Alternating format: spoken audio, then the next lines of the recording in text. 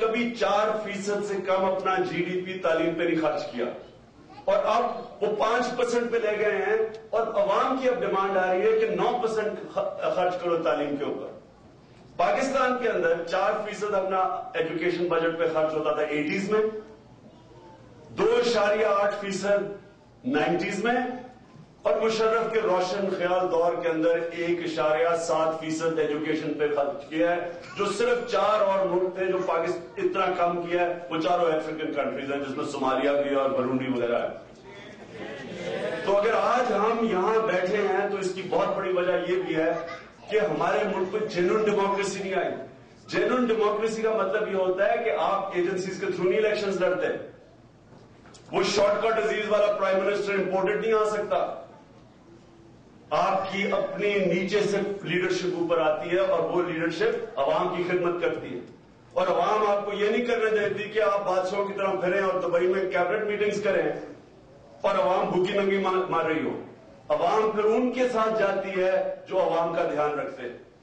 تو genuine democracy force کرتی ہے پیسے کی ری ڈسٹریبیوشن، عوام کے اوپر آپ پیسہ خرچ کرنے کے لیے وہ آپ کو فورس کرتی ہے، تو آپ الیکشن نہیں جیت سکتے۔ اور اس کی مثال آپ کے سامنے ہے کہ شوکت عزیز کے 3 سالوں میں، آخری 3 سالوں میں 55 ارب روپے کے قرضے معاف کیے گئے۔ سب امیر لوگ تھے جن میں 2 چیف منسٹر تھے، جس میں ایک چیف منسٹر تو بہت ہی غریب تھا، پرویز الہی۔ 55 ارب روپے کے قرضے معاف کیے گئے۔ ہندوستان نے اس سال 950 ارب روپے کے قرضے معاف کیے، اور سب چھوٹے کسان تھے۔ اور اس کی وجہ یہ تھی کہ ہندوستان کی جو گورنمنٹس ہیں ان کو پتہ ہے کہ اگر انہوں نے پاور میں آنا ہے تو جب تک عوام کی خدمت نہیں کریں گے، جس طرح بی جے پی کی گورنمنٹ تھی، 8.5% گروتھ ریٹ تھی، لیکن پبلک نے ان کو باہر پھینکا اس لیے کہ انہوں نے، عوام نے کہا جی ہمارے پاس دنیا یہ گروتھ ریٹ کے فائدہ نہیں ہوا۔ تو اس کے باوجود کہ 8.5% گروتھ ریٹ تھی، لوگوں نے ان کو ووٹ آؤٹ کیا۔ یہ ڈیموکریسی کا فائدہ ہوتا ہے۔ اس لیے کانگریس اب کسانوں کو سبسڈائز کر رہی ہے، فکر کر رہی ہے چھوٹے لوگوں کی۔ اب حال یہ ہے کہ ہندوستان نے، وہی پنجاب ہے، بارڈر ہے، بارڈر کے اس طرف 3 گنا زیادہ پیداوار ہے، وہی زمین ہے، بارڈر کے اس طرف وہی زمین ہے، 3 گنا کم پیداوار ہے۔ کیوں ہے؟ کیونکہ ہندوستان کے کسانوں کو سبسڈائز کرتی ہے گورنمنٹ۔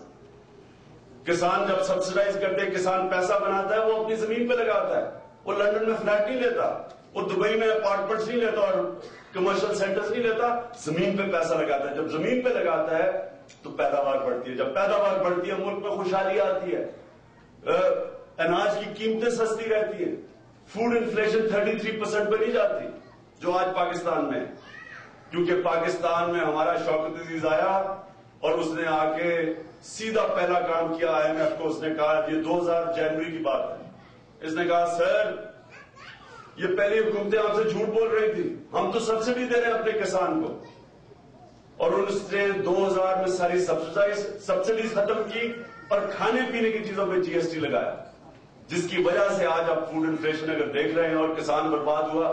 ہندوستان کا اناج بڑھ رہا ہے، ان کی کاٹن زیادہ بڑھ رہی ہے، پاکستان کی کاٹن ڈکلائن کر رہی ہے پروڈکشن۔ کیوں؟ کیونکہ جب کسان کے پاس پیسہ ہی نہیں ہے تو وہ زمین پہ کیسے لگائے گا، اس کو پروفٹ سے نہیں ہے تو کیا کرے گا، تو پروڈکشن تو گرنی تھی۔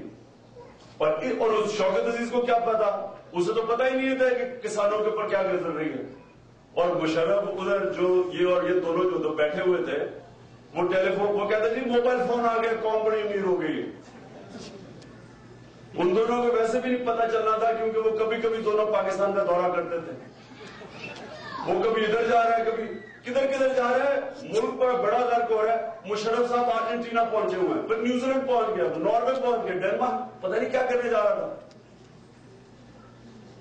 تو اب ہمارے پاس ایک سنہری موقع ملا، یہ اب ٹائم 14 اگست سے شروع ہے، انشاءاللہ 14 اگست کو تحریک انصاف کی جو یوتھ ہے وہ حقیقی جمہوریت کے لیے، حقیقی آزادی، کیونکہ حقیقی جمہوریت کا مطلب حقیقی آزادی، حقیقی آزادی کے لیے انشاءاللہ ہماری یوتھ ایک بہت بڑا اسلام آباد کے اندر ایک جشن بنا رہی ہے، سیلیبریٹ کر رہی ہے اور آغاز کر رہی ہے۔ 14 अगस्त को पाकिस्तान की जो बार एसोसिएशंस हैं उन सब ने अनाउंस कर दिया कि अगर अतिया बहाल नहीं होगी वो अपने प्रोटेस्ट शुरू करेंगे। 31 अगस्त को एपीडीएम, जिसका हम भी हिस्सा है, जिसमें सब पार्टीज हैं, हमने फैसला किया है एपीडीएनएपी के उस प्लेटफॉर्म से हम गवर्नमेंट के ऊपर उनको टाइम देंगे, फिर स्ट्राइक्स, पूरी सिविल डिसोबीडियंस की तरफ जाएंगे अगर वो अतिया को बहाल नहीं करेंगे। और ये अब मूवमेंट चल जाएगी और ये रुकेगी नहीं, क्योंकि हमने अब काफी टाइम दे दिया है। अब तक अगर जुडिशरी बहाल करनी होती तो कर देनी थी। अब तो खैर वाज़ेह हो गया, गवर्नमेंट का जो वजीर है वो लॉ मिनिस्टर, जिसकी खूबी ये है कि वो उसने सारे आसिफ जरदारी के करप्शन के केसेस लड़ता था, उसलिए वो उसको तोहफे में वो वजीर बन गया, लॉ मिनिस्टर। वो कहता है कि जो जजेस होंगे वो अब ओथ लेके वापस आएंगे। इसका मतलब कि नवंबर 3 को जो मुशर्रफ ने किया था वो ठीक किया। तो हम अब इन्होंने की पोजीशन वाज़ेह है, लिहाजा और ये जो स्पोक स्क्रीन है, ये जो स्पोक स्क्रीन है कि जी इंपीचमेंट होने जा रही है, मैं तो लोग कहते हैं कि ये सिंसियर है, मैं तो मानता नहीं हूं। इसलिए कि अगर इनको इतना मुशर्रफ को उठाना था तो जजेस बहाल करें, कल मुशर्रफ चला जाएगा। ये इतना ड्रामा इंपीचमेंट का क्या है? और इसमें पता नहीं आगे 10 सिर्फ एमएनए खरीदने हैं मुशर्रफ ने, और आपको पता है वहां खरीदो फरोख्त, every man has a price, कोई भी बिक सकता है। तो मैं तो समझता हूं कि इसके अंदर कैच है और ये इंपीचमेंट एक स्पोक स्क्रीन है। अगर ये सिंसियर होते तो बड़ा आसान था, जजेस को बहाल करके और मुशर्रफ को फारग करते। तो इसलिए एक मूवमेंट शुरू हो रही है और मैं आपसे आखिर में ये कहता हूं, इसके बाद मैं आपको क्वेश्चंस लेता हूं कि मैं आपसे एक्सपेक्ट करता हूं कि आप हर तरह इस मूवमेंट पे शिरकत करें, क्योंकि ये पाकिस्तान के बनने के बाद सबसे बड़ी मूवमेंट है आजादी की, और इसकी डिविडेंड्स एक नया पाकिस्तान है जो पाकिस्तान को होना चाहिए। और मैं ये समझता हूं कि इंशाल्लाह इस वक्त पाकिस्तान उधर खड़ा है कि कभी भी अवाम के अंदर इतना सियासी शऊर नहीं था जो आज है। और इसकी वजह, सबसे बड़ी वजह पाकिस्तान की प्राइवेट टीवी चैनल्स है और पाकिस्तान का मीडिया है। जो रोल इन्होंने सियासी लोगों को सियासी शऊर देने के लिए पैदा किया, ये रेवोल्यूशनरी रोल है। इनके ऊपर प्रेशर दिया गया, इनको खरीदने की कोशिश की गई। एक आध को शायद खरीद ही लिया हो, लेकिन बाकी इस वक्त सारे खड़े हैं। और आप देखेंगे कि इंशाअल्लाह ये वो पब्लिक नहीं है जो जरदारी साहब छोड़ के गए थे। और जरदारी का अगर ख्याल है कि लोग वाकई पीछे हट जाएंगे और भूल जाएंगे जजेस को, तो जरदारी आउट ऑफ टच है पाकिस्तानी पब्लिक से। ये एक नया पाकिस्तान है, इसमें यूथ है। क्वेश्चन अभी आपने बात पूछते, तो मैं इसलिए सिर्फ आपको कहना चाहता हूं कि ये जो बड़ा एक एक्साइटिंग दौर है, मैं तो इतना, लोग बड़े मायूस मुझे नजर आते हैं कि इमरान साहब पाकिस्तान का क्या बनेगा। मैं तो बिल्कुल मायूस नहीं हूं। मैं समझता हूं कि हमारे पास एक सुनहरी मौका है। अगर हमने इसमें जद्दोजहद में शामिल हो गए साहब, तो एक चेंज आ जाएगा। तो आप इसमें कैसे शिरकत कर सकते हैं, मैं अब जरा आपको ये बता दूं। एक तो खैर पाकिस्तान आप आगे शिरकत कर सकते हैं, बाहर से जो जिनके वहां जिन्होंने जो कामयाब लोग हैं उनको हमेशा, जिनके गांव हैं, जिनके कस्बे हैं, कैंडिडेट्स बन सकते हैं आप, क्योंकि इलेक्शन आ जाएगी अगली सर्दियों तक। मैं ये आपको बता दूं, सर्दियों के एंड तक इलेक्शन आ जाएगी।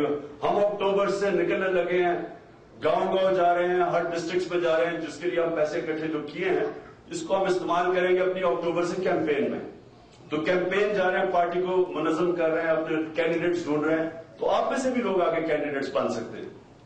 दूसरी चीज आप ये कर सकते हैं कि हम 5000 मेंबर इकट्ठे करने की कोशिश कर रहे हैं सारे नॉर्थ अमेरिका से, और 5000 मेंबर से हम $10 महीने का चाहते हैं। अगर हम उनसे $10 महीने का ले लें तो हम हर डिस्ट्रिक्ट में पाकिस्तान के ऑफिस खोल सकते हैं।